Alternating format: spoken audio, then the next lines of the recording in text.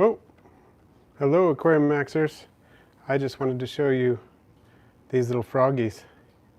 You can see the one on the right is the one that I've had probably, it's been morphed into the adult form for about a month, I want to say. And the one on the left just morphed out today. So there you go. You can see that it is quite a bit smaller than the other one. The other one's been growing quite a bit. So there you go. Let me see, I'm going to switch the chat over to live chat and see how that goes. So we've got Lidl Bob, Gordius, Dr. Spud, Brubby TV, and yeah, that's everybody who's in there right now. So that's great. Welcome everyone. Oh, and Wolf Girl Plays is in here. Kelly Drummond too. Hello everyone. And Dr. Spud, indeed, you didn't miss the stream. I've got good news for those of you who like to watch the live streams, presumably all of you who are here now, and some of you who are not yet, is I should be doing live streams regularly on Wednesdays at 5:30, so this time, 5:30 my time.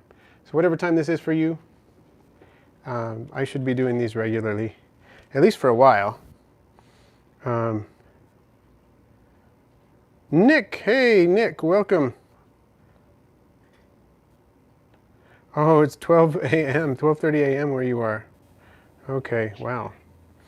All right. Yeah, I'm going to try to do some other live streams occasionally on Fridays at the normal times. You know, the normal time I release videos, occasionally those will be live streams. So that if you can't catch this one at this time, you can do that one. I may occasionally do some others on different days as well. Crystal Lewis, welcome. So Nick Gorecki. Yeah. Welcome. And what's a Bill Wirtz reference? I don't know. Okay. Oh, Mr. Snake's here too. And Gordius, you're welcome for the Vinegaroon Care Tips. And I wanted to mention also that Bugs in Cyberspace just released a video on Vinegaroon Care Tips too. Yeah, Nimrod Fowl, you probably won't be able to catch these very often, but you know, I'll try to do some others at other times as well. But these will be in here, you know, this is the time that I have, so I'll do these, but I'll also try to do some at other times so that hopefully you can get those as well. Lori B, hi. Oh, Gordius, you're going to the Atlanta Repticon on the 14th to see if you can get one. Get a Vinegaroon, cool. Yeah, I'm still a little bit puzzled by mine. They're not going down for hibernation. They usually go down in December. It's already January. What's up with that? Of course, they did stay down until June last time, so that was kind of crazy. Maybe that's why. They're not tired yet. I don't know. Infamous YouTuber, or infamous tuber. Hi, everybody. And, okay. Here we go. I'm grabbing some fruit flies here. I'm going to try to feed these guys. Blue Basin Aquatics, hey. Greetings. The small one is probably not going to eat any of these, but the big one probably will. Kind of a little pig, which is good. Oh yeah, check that out. Going to town on those flies. Nice. Can't choose which one he wants though. There you go.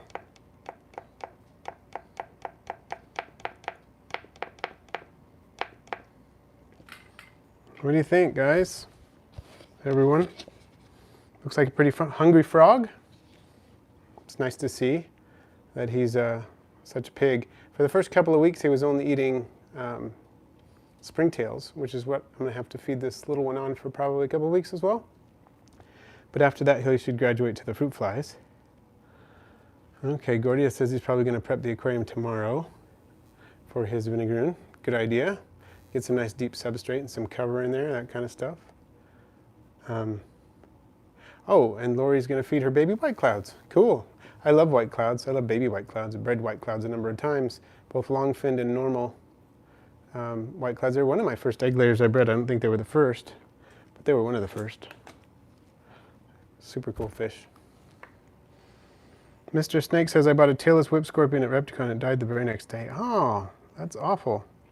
Wasn't looking the absolute best when I bought it at Repticon, but I bought it anyway. You know, my understanding is that they're often parasite-ridden when you get them at those places, if they've been imported, and it's not good for them, you know? They're stressed out. So probably nothing you could have done in a situation like that. It's just they don't, they've been, you know, through all the shipping stress and everything, and they have parasites. It can be bad. Oh, wow, that probably would have been pretty informative. Interesting. Oh, you had one with a bunch of eggs. Oh, it's too bad it died. Which species was it? Was it a Damon diadema or was it a medius? Or it's hard to get the Damon diadema these days imported anymore.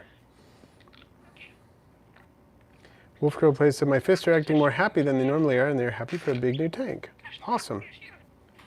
Yeah, Damon diadema.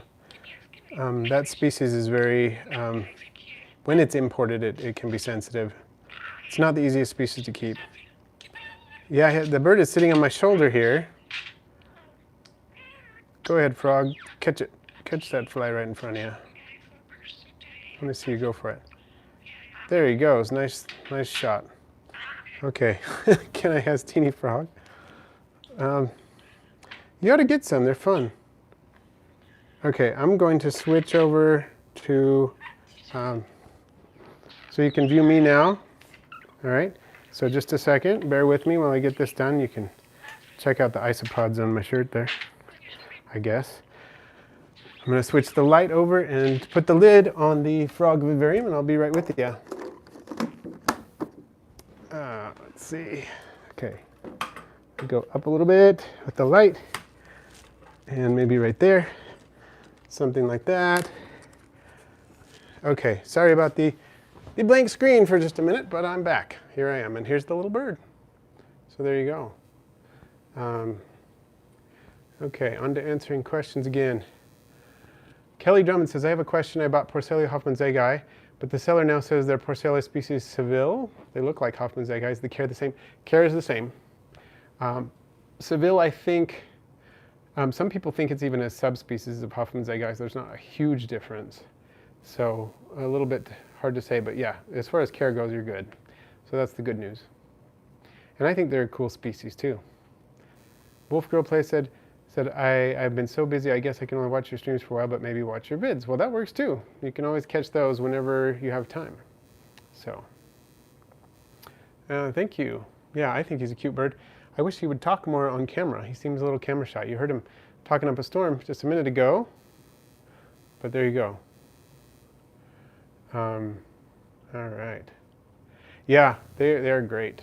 I think all of the the giant Spanish isopods are cool. I love them. Crystal Shack Aquatics says, hello, first time I've caught you in a live stream. Well, welcome. Welcome, Crystal Shack Aquatics. Good to have you here. Ah, okay, I see what's going on. Hey, Jay's Crazy Obsessions. Hey, hey. Jay's Crazy Obsessions is local. He's been over here. He's bought things from me and so on, had a little tour of some of the stuff that I have, so cool. All right, we got 29 people in the house. That is awesome. So what kind of questions does everybody have? I have some good news I want to give you, but if you have questions, I'll handle those first and then hit the news. But, okay. Looks like I got a break for questions, so I'm going to go ahead and give you my news. Okay. The multis, I told you in the 15,000 subscriber video that the multis, and the a video before that about my multis, that they weren't reproducing, hadn't been reproducing for a while. And then in the 15,000 subscriber video, I mentioned that I had found an assassin snail in there that I didn't know was in there and took it out. And just on Sunday, so how many days is that? Like 3 days ago, I found the first fry. So, and I've seen that, I think it's the same fry more than once since then. I actually put a picture of it up on my Patreon page. And so yeah, I'll probably, if I see one fry, there's probably more, and definitely there will be more soon, so I'm excited. I finally got multis, and I think the mystery was solved. There was just an assassin snail in the tank. I didn't know it was there, that it was still there. I had put it in there, but I didn't know it was still in there. And so now we're good. I think they're going to be breeding again. Well, they are breeding again. and I'll probably get a lot of fry really soon. So there you go.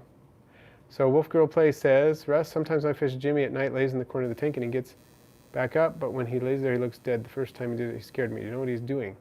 So goldfish will sometimes lie on the substrate when they're resting at night. And if that's what they're doing, but in the daytime they're very active and look healthy and their dorsal fin is erect and they're eating well and everything's good, they're not clamping their fins down, they don't look like they have any, ick or anything going on like that, and they otherwise look healthy, they're probably fine, they're just resting. Because fish do actually sleep even though they can't close their eyes. They go through a state where their brain activity is reduced and so on, and their physical activity is reduced. And that's, the analog to our sleeping. And if that's all that's going on, probably good. So Brubby TV, good Isopod news. So it wasn't Isopod news, I guess you've heard it already. Although I do have some good Isopod news too. I found another orange Porcelio hoffmannseggi, which I hope is actually Porcelio hoffmannseggi and it's not somehow Spanish orange got in there, which is a little unlikely that that would happen. But I found there are 2 of them in there, which is cool. Also, my dairy cow that I showed in the recent unboxing video for Isopods are breeding. I found Mount K running around in there. So are my orange, powdered oranges. So, cool. And I've got a ton of the clown isopods now, the Montenegros, probably like 60 or more of them. So they've begun breeding fairly well. So Jay's Crazy Obsession says, I want some millipedes, just haven't had access to a car to drive from Midvale to you. Okay, well hopefully that will be happening soon. I don't have, let's see, I do have bumblebee millipedes available right now, a few. I've got ivories that are not quite available, but they will be pretty soon. They're just too small. I want to sell them when they're a little bigger. I think my biggest babies are probably close to 2 inches, but most of them are a lot smaller than that. Most of them are between an inch and, maybe a centimeter long. So, but that shouldn't be too long. You ought to come get some when you can. Let's see. So Dr. Spud says, I found a bunch of Stagmomentis Carolina Uthique recently. I have never taken care of that species before. Would large springtails be a good food for the first instar nymphs? Let's see, I'm trying to think. I don't know if I have dealt with baby.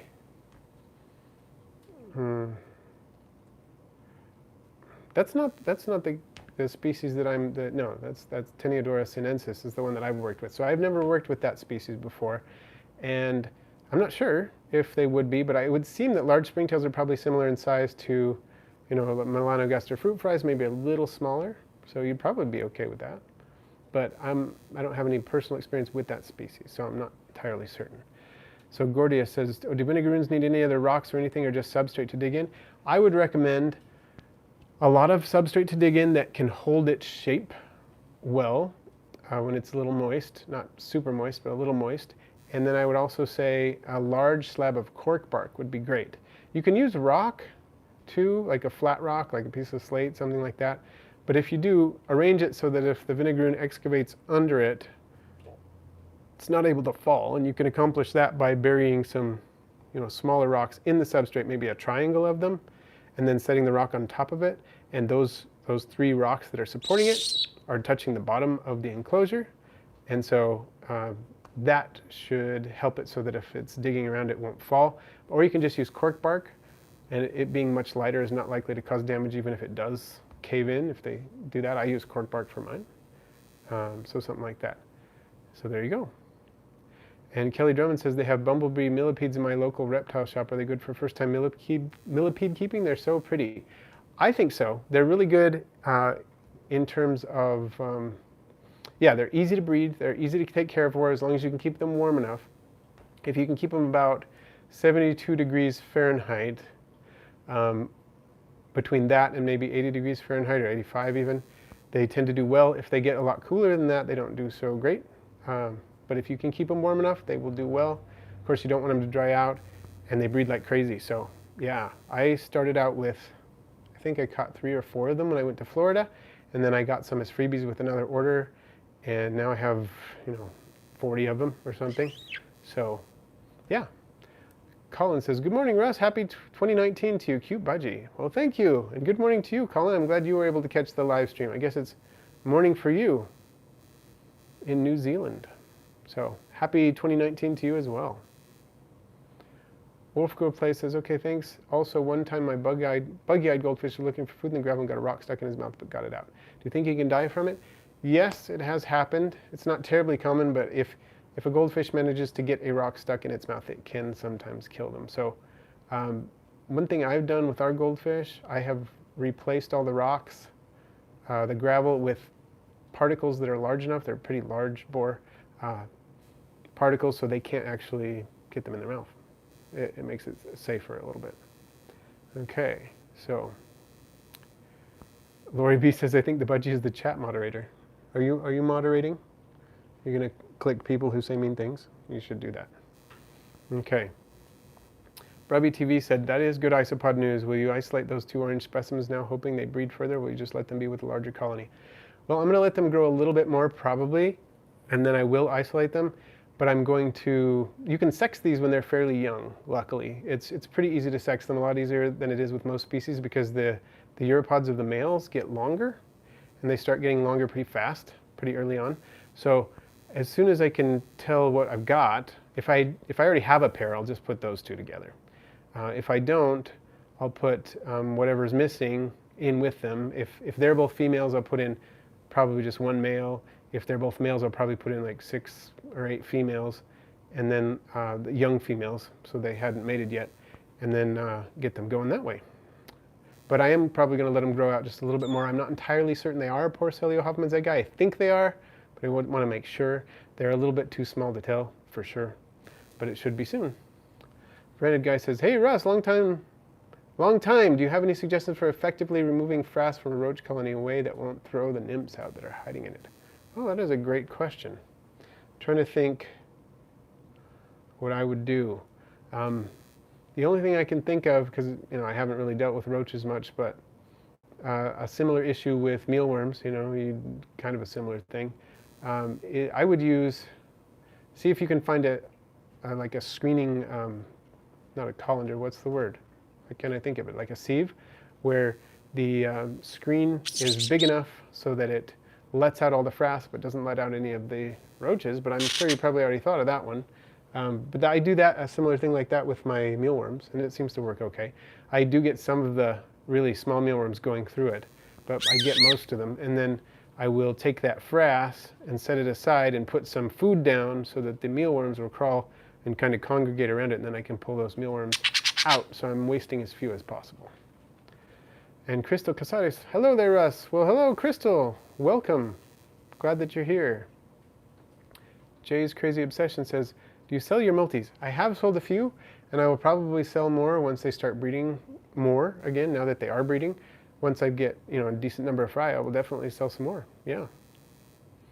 And Wolf Girl Play said, worried my fish could swallow the rock and he could die. Yeah, it could happen. So I would say it's a good thing you've got it out, but if you see particles that are big enough so that they could get stuck and not so big that the fish has no way of getting them into its mouth, or not so small that they could easily spit it out, you could take those out. I mean, it's kind of a painstaking process. When I sorted through the gravel that I have in my goldfish tank to get the particles that I have, it took a while.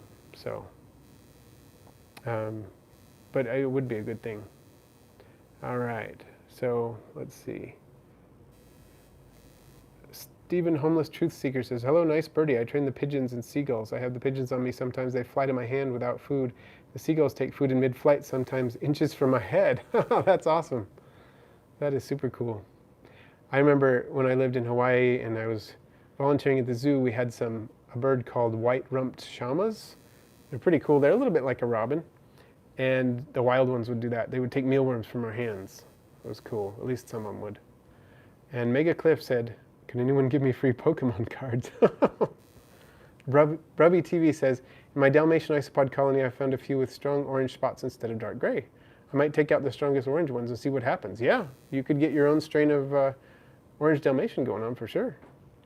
Asylum JK says, hey Russ, hope all is well. My isopod cultures developed some type of mite. They look like soil mites, like the ones in my vivarium. They seem smaller and faster. Any thoughts if these are bad? Well, a few mites in your isopod cultures, typically if they're that kind, the kind that crawls around and pretty fast, those typically aren't a big deal as long as there's not a lot of them. Now, isopods, if their colony is doing really well, they will often outcompete the grain mites, eating their eggs or whatever it is that they're doing. Some people say they eat the eggs, but a lot of times they will outcompete them if the isopods are doing really well. I have seen a few small mites like that in some of my isopod enclosures, but it's not a problem. I don't have excessive numbers of them or anything. So as long as they're not looking like they're sort of infesting your isopod cultures, you're probably okay. So let's see. And Dr. Spud says the Zophobius morio beetles have laid a few hundred eggs all of a sudden, and now there's larvae absolutely everywhere. Russ, if you need food for anything right now, I think you should get these. Yeah, I've been tempted. I need to do it.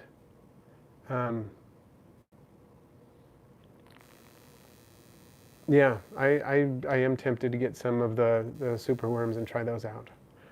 Joseph shyly says, hi, and thanks for all the help you provide. Any recommendations on where to buy a Daphnia to start a culture?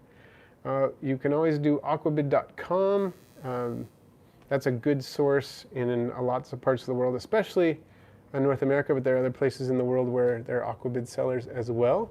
Let me think of where else you can go. I mean, you can always contact me. I've got them, but yeah, it depends on where you are. If you're in the continental US, I can help you out. If you're not, then I probably can't. But if Aquabid, or you can check with me. Aquabid has a lot of sellers on it, so there's a ton there. You almost certainly can find some if there's someone who ships to where you are. You can also try eBay and look for Daphnia eggs, dry Daphnia eggs. They'll often ship places where they won't ship live Daphnia, and then you just hatch them out. So that works pretty well too. Rented Guy says, these roaches can produce so much frass that it turns into a substrate if I don't stay on top of it. Yeah, I've heard of that. And it seems like that might be a lot more difficult to deal with than what I'm dealing with the mealworms, because I'm just using cocoa fiber, so it's a little bit different.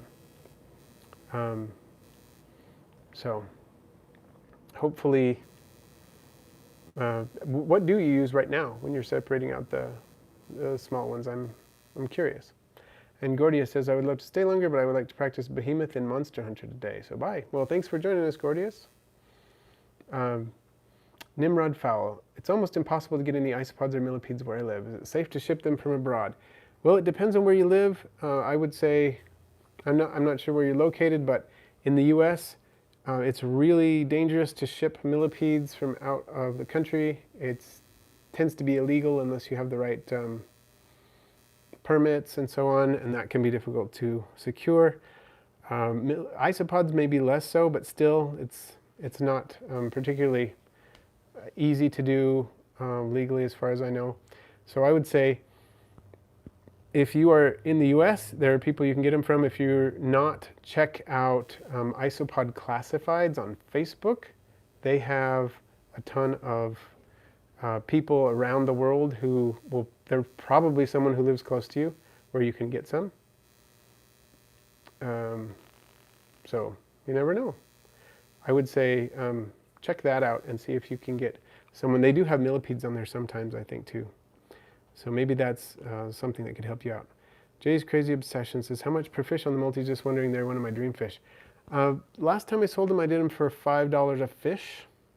And if you want to wait until I have some, you can do that. Or if not, just let me know. You can send me a text and I will, or an email or whatever, and I will give you some information on some local sources for those if you don't want to wait until I have fry. So I know at least one place will almost certainly have them and another place that can get them in. And Colin Barsby said, Budgie videos are super popular. Alex XP moved to Budgie videos and is now over 100,000 subs. Wow. Yeah, I think we were telling my son he should make Budgie videos because he loves budgies. He loves making videos. He should do those for his channel. And yeah, he's addicted to those cute bird vids for sure. He's always showing us. They're pretty cool. There's some really funny birds out there. Crystal Casado says, I think about getting Isopods collection this year by spring. Cool. Yeah, I think it's a good idea. You should. Wolf Crow Play said, thanks. I must say Walmart is mean to their fish. They put the betta fish in tiny cups where they die. They don't even put gravel at the bottom. I want to get all the fish and save them, but I can't. I know what you mean. Even putting gravel in those tiny cups is not necessarily a good thing, but the cups are definitely not a good thing. I think they need to put them in larger containers, and I'm not just pointing the finger at Walmart because there are lots of shops that put them in small cups, and I would say there's a pet shop that's it's about 45 minutes away from here maybe. They keep their bettas in like half-gallon containers with plants and stuff like that. They don't sell them in tiny cups, and I love that. I think that's the way people should do it. And Nosy06 says, hey Russ, what species of isopod are you planning to get in the future? Well, one of my next acquisitions just may well be rubber duckies. They're super expensive, but they are awesome and everybody wants them, so it may be the direction I need to go. Oh, I noticed I only have about 5 more minutes, so I'm going to cover what I can in the next 5 minutes, folks. Dust Ellis says, hey, what's up, bro? Hey, welcome. I'm glad you're here. Glad to see you on the live stream. Turtles said, is it possible for isopods to develop inbreeding related issues? It may be, but so far there have been lots of populations founded from very small populations and not had particular issues with that. Some species are parthenogenic, so it's not even an issue at all. Like dwarf whites, you can start with one and it doesn't matter because they're all females producing clones of themselves. So in that case, definitely not an issue. But I've heard of and seen evidence of thriving populations that began with just 1 or 2 isopods, one gravid isopod or just a pair or whatever, and they seem to do super well. So I don't think it's a huge issue. I think if you can start out with a gene pool that's a little bigger, it's an advantage. I mean, that's why most people start out with, around 12, 15, 10, somewhere in that range. That helps, but I don't think it's a super big issue. So Phobius morio take a while to mature, but they have lots of squirmy little babies, and I have lots of creatures that would eat them, so I really ought to go that way. I know our leopard gecko would enjoy those, and probably a lot of our inverts, like our vinegaroons, things like that. J. Charlie Company said, what does isopod breeding look like? I don't know if my males are being bullies or actually breeding.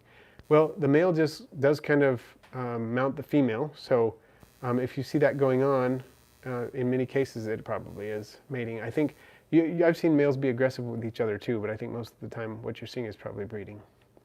Dr. Spud says, the substrate for my roaches is soil and the frass decomposes into it and becomes more soil. That's my solution. Well, that makes sense. Dusty Ellis says, by chance, could you send me some millipedes? So where are you located, Dust? We might be able to work that out. And Dr. Spud said, Russ, how's your Hierodula membranacea doing? So besides the fact that it doesn't have a huge appetite, it's doing fine. I finally got it to eat a cricket. I'm only trying to feed it about twice a week or so because it doesn't want to eat more often than that. I don't think adult mantids necessarily do unless they have they're, about to lay an egg case or something, but it's doing okay. Yeah, it's doing pretty well. B. Hilson says, hello, I'm looking to turn my daughter's leopard gecko tank into a bioactive tank. Oh, excellent. If you have any specific questions about it, I'd be happy to answer, and you can check out my series on our bioactive gecko tank, leopard gecko tank. I say go for it. It works really well. It's so much easier. The gecko seems to appreciate it. So yeah, good way to go. Crystal says, I have isopods, but they're all wild caught. Not necessarily a problem. Some of mine are started from wild caught stock.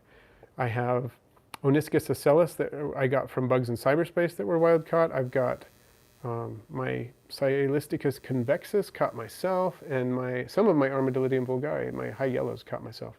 Jay's Crazy Obsession said, what would you suggest me to do with extra soil from vermiculture bin riddled with isopods? Tried to remove most of them, still lots though.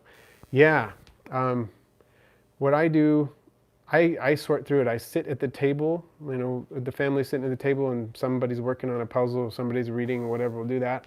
And sometimes we're just talking, and I will sort through them for a long time to get as many out as I can. Sometimes the kids will help.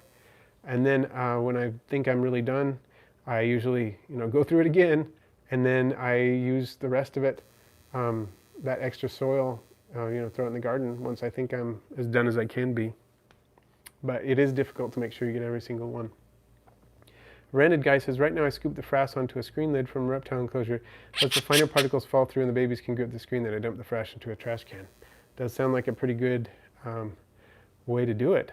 David Leonardo Benavides Diaz says, your leucomelas are great. At what temperature you have them so that they reproduce? I just keep mine at room temperature, which in the summer gets up to about 78, 80. And in the winter gets down to, high 60s. And they're not breeding right now because I don't have their body of water full of water, so that they aren't breeding. I don't want them to breed right now, but when I had them breeding, it was on the warmer end. It was probably 78, 80 most of the time during the day with a little bit of a night drop. Rented guy says the babies cling to the screen so they can save most of the process is long and somewhat labor intensive. Yeah, I see what you mean. For my mealworms, I use a big sieve. It's probably about, like this big with a handle on it. That might be too small for what you're doing, but it seems to work fairly well. And I wonder if you could do the same thing, but then instead of having to get them off of the screen, kind of painstakingly, maybe you could just flip it over and tap it, like I can do with the one I use for my flower beetles, and maybe that would work. Dust Ellis says also, what's a good way to get subscribers on here too? Well, I would say be consistent. Then one of the biggest things is make sure you release videos at the same time of the week, whether that's every day or it's once a week or whatever. Do it the same day, same time, all the time, and people start to, depend on it, and they'll be looking forward to it. I would say that's the first thing. No matter what you're doing with your content, if you're doing that, it's going to make a difference. GH Charlie Company says also, is putting isopods on cocoa fiber bad? No, not bad. I have successfully bred isopods on cocoa fiber. It works. You can actually get pretty good reproduction on cocoa fiber, but I prefer using a compost wood leaf mix just because I get better production from them. So yeah, but it's not bad. It can work. Just don't get it too wet or too dry. HC Aqua, hello. And Dust Ellis says, by the by, I'm in Oregon. Okay, yeah, we could make that work then. You can email me from my About page and make that work. We could talk about millipedes if you want. HC Aqua says, is there a go-to website where people can buy and sell reptiles? Yeah, there are several. I haven't had experience with a lot like selling or buying from them, but there are quite a few. Kingsnake.com is a big one. They have a classified section that's big, so that's an option. Dr. Spud says, what's the exoskeleton to meat ratio of springtails compared to fruit flies? Good question. I'm not sure. There's not a lot of meat on them, of course. They're really small, but they seem to work. I mean, our little frog that I showed you at the beginning of the video, that's all he was eating for the first couple of weeks, and he was growing on it. So I'm not sure what it is, but it's apparently pretty effective. And thanks, Wolf Girl Plays. I think he's cute too. You want to say something, Twilly? He's molting right now, so his forehead is a little bit rough, and his feathers in some spots are a little rough, but he's doing well. VB23, what do you feed plecos? I feed plecos a lot of things. I love zucchini as one of the foods. Canned low-salt green beans is another great food for them. Any kind of algae wafers. Rapacia has some good food out for them. Thin slices of sweet potatoes. What else have I given mine? So many things. Green peas, frozen green peas squished out of their skins. Those are a couple of great foods for them. Jay's Crazy Obsession says, do you think I'm okay to just dump it outside, that they shouldn't interbreed with our local isopods? It's too cold, right? Good question. The safest way to deal with that is to freeze the substrate. And so if it's cold enough right now, of course around here it's cold enough, you're not going to get above freezing for several days. That would be a pretty safe bet. I think you're probably safe there because none of them are going to survive. But the most responsible thing to do if you're worried about them getting out is probably just put them in the freezer for 24 hours or more. But like I said, so cold outside. It's been like 10 degrees the last couple of nights. You're probably good. Not that I'm, condoning releasing things outside, but I think that is essentially a death sentence. So that's, probably pretty safe. Jason Cliff says, I'm starting to breed bean beetle cultures for my Pyrodura androinensis geckos. I was very nervous at first, but thanks to your bean beetle videos, I'm more confident. Well, that's great to hear. Glad to hear it. Glad that's working for you. Lori B's got to go. Thanks, Lori B, for joining in. And Dust Ellis says, do I get that email via your channel? Yes, just go to the About tab and you can get my email. So, and Crystal says, hi, Twilly. And hey, Moose Meat. All right, well, you know what? It's 34 minutes into the live stream, and I need to take off. I got to go feed our snake, Mr. Skeletal, clean the cricket bin, and do some videos. So, thanks for joining, everyone, and we'll see you next time.